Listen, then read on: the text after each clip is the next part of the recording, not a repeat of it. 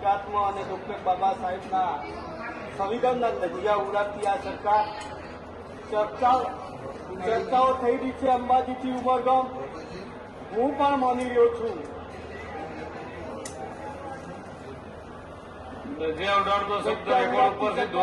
અત્યાચાર કરતી સરકાર.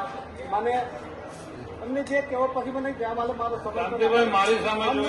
અમને અધ્યક્ષ શ્રી અંબાજીથી ઉમરગામમાં આદિવાસીઓનું નામે અને આદિવાસી સમાજનું નામે મોખરે બોલતા આ સરકાર પણ કોઈક જગ્યા અહીંયા સંવિધાનની ચર્ચાઓ થતી હોય ત્યારે 182 પૈકી ધારાસભ્ય તરીકે મેં પણ સોગંદ લીધા છે.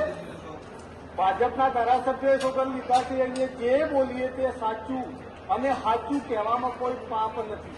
માન્ય અધ્યક્ષશ્રી, આદિવાસીઓની જે ચર્ચા થાય ત્યારે ઉમરગામથી અંબાજી સુધી ગ્રાન્ટો આદિવાસીઓના નામે બહુ આવે છે, પણ કોઈક જગ્યા નહીં બોલશું તો ગુજરાતની અંદર 22-27 ધારાસભ્યો આદિવાસી હોય અને ક્યાં મોઢાની આપી ચર્ચા કરી રહ્યા છીએ. જો નહીં બોલશું તો આપણા સમાજના પાપના ભાગીદાર તમે અને હું બધા જ છીએ. એટલા માટે ગ્રાન્ટો બહુ આવે છે, પણ ગ્રાન્ટો કઈ રીતે આવે છે? અહીંથી ગાંધીનગરથી ઉપડેલી ગ્રાન્ટ કદાચ વિસ્તારમાં નથી પહોંચતી, જમીન ઉપર પડતી નથી. એટલા માટે મારા વિસ્તારની પહેલા વાત કરું ત્યારે અંબાજી આજુબાજુની એ 69 ગામડા અમીરગઢનો છે અને આખા ગોતા તાલુકાના બધા જ ગામડા ગણીએ તો 70% આદિવાસી વસ્તી ધરાવે છે. આટલી ગ્રાન્ટો આવે છે. જો 30 વર્ષથી આ સરકાર બેઠી હોય ને આદિવાસીઓના નામે જો ગ્રાન્ટ આપતી હોય ને તો આદિવાસીના ગરીબ આદિવાસીઓના ઝૂંપડા પણ સોનાના થયો હોત. કોંગ્રેસે તો જે કર્યું છે એ કર્યું છે, એના લીધે આપણે અહીંયા આવી બેઠા છીએ ને કે આપે પણ ના હોય. એટલા માટે માન્ય અધ્યક્ષશ્રી, મારા વિસ્તારની અંદર શિક્ષણનો પહેલો મુદ્દો લઉં ત્યારે મંત્રીશ્રીને વિનંતી કરું છું, કદાચ આ મુદ્દો આપ ધ્યાન ઉપર લેજો. કોંગ્રેસની સરકારની વાતો ઘણી ઠીક છે, પણ કોંગ્રેસ હતી એ વખતે શિક્ષકો 5 થી 7 કિલોમીટરની મર્યાદામાં રહીને શાળામાં ભણાવવા જતા અને આજની તારીખમાં 100 થી 125 કિલોમીટર દૂરથી શિક્ષકો શાળામાં ભણાવવા આવી રહ્યા છે. હું મારા વિસ્તારની જ વાત કરું છું. આ બાજુ અમદાવાદથી પેલી બાજુ હિંમતનગરથી શિક્ષકો આવે છે. બંધારણની અંદર આ જોગવાઈ છે અને કદાચ આપણી સરકાર મારફતે આપે કદાચ વધારે છૂટ આલી હશે તો કદાચ દીકરા દીકરીઓ પ્રત્યે સમય ના આપી શકતા તો એમાં પણ પાપના ભાગીદાર આપી શકીએ છીએ.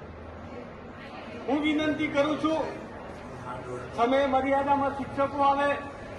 આજની તારીખમાં શિક્ષકોનો પગાર છે અને હોવા જોઈએ. શિક્ષક પણ એ હકદાર છે, શિક્ષકોનો પગાર છે, પણ શિક્ષકોનો પગાર છે એવો શાળા પણ ટાઈમ આપી શકે એવી વિનંતી કરું છું. અંબાજીની વાત કરીએ, વિકાસની વાતો બહુ થતી હતી, પણ 70% આદિવાસી, કદાચ આદિવાસી મંત્રી તરીકે આપને પણ કહું છું કે અનાદાર થઈ જશે. એટલા માટે યાત્રાધામનો વિકાસ થાય એમને વધો નથી, પણ અંબાજી આજુબાજુ ગઈ વિધાનસભામાં 14 ગામડાઓ યાત્રાધામમાં લીધો. આજની તારીખમાં આદિવાસીઓ પાસે નાની નાની જમીન છે, 1 વીઘો 2 વીઘા 3 વીઘા. બાકીની જમીન થોડો ઘણો કબજો વર્ષોથી લઈને બેઠા છે. એ કબજો વન અધિકારી મારફતે જે સનદ આપવામાં આવે છે, 5 વીઘાથી દાવાનો હોય ને એમને કેટલી માંગણી આપી છે સનદ? 1 ફૂટો 1.5 ફૂટો ને કોઈને સિર્ફ મકાન કરવા માટે. બાકીની જમીન આ આપણે પાસે હડપ કરીને લઈ લેવાના છીએ. હમણાં આજે તાજેતરની અંદર અંબાજીમાં નાના ગરીબોનો મકાન તોડવામાં આવ્યો. અહીંયા પ્રશ્ન પૂછવામાં આવ્યો કે એક તરફ બધી જ જમીન અનલીગલી હતી. એ મકાનો 60 વર્ષથી એ લોકો રહેતા હતા. હું એ વખતે એ બોલ્યો છું, વર્ષોથી કબજો લઈને બેઠેલા હતા, એમને મકાન મળવા જોઈએ. પણ સાથે સાથે આજે પણ ફરીથી એ લોકોને નોટિસો આપવામાં આવી છે. ક્યારે મકાન તૂટવાનો છે હા પણ એ ભાઈ વખતે અમે બોલી કીધું કે તમારી નકામોને આ મકાન તોડવા પૂરતો તોડ દીધો એ લોકોને અત્યારે કોઈ સારો નથી ફરીથી મકાન તોડવાના છો એ લોકોને કોઈ કરવાના નથી એમને કોઈ સારો મળવાનો નથી એ જ રીતે બધા જ આદિવાસીઓને મુશ્કેલીમાં મુકાઈ જશે.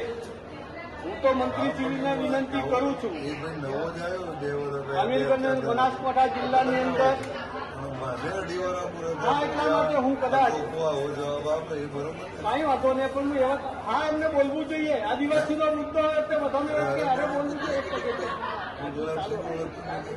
એટલા માટે કે બનાસકાંઠાની અંદર પહેલા તો રોજ અને ભૂંડનો ત્રાસ હતો. આજની તારીખમાં 2 પગલા આખલાઓનો ત્રાસ થઈ ગયો છે. એ 2 પગલા આખલાઓ અંબાજીની કોરે મોરે જે આદિવાસીની જે જમીન છે એ જમીનનો હડપ કરવા માટે તૈયાર થઈ ગયા છે. પ્રોટોકોલ બરોબર ગમે તે ને ગમે તે બોના ઓઠ એ જમીનો વેચાતી લઈને એ લોકો હા રેકર્ડ ઉપરથી દૂર કરવામાં આવે છે. અધ્યક્ષશ્રી સરકારી જમીન હતી ગૌચર હતું એ આપનું બધું પ્રવચન પૂરું થાય છે માનનીય પ્રોફેસર હર્ષદ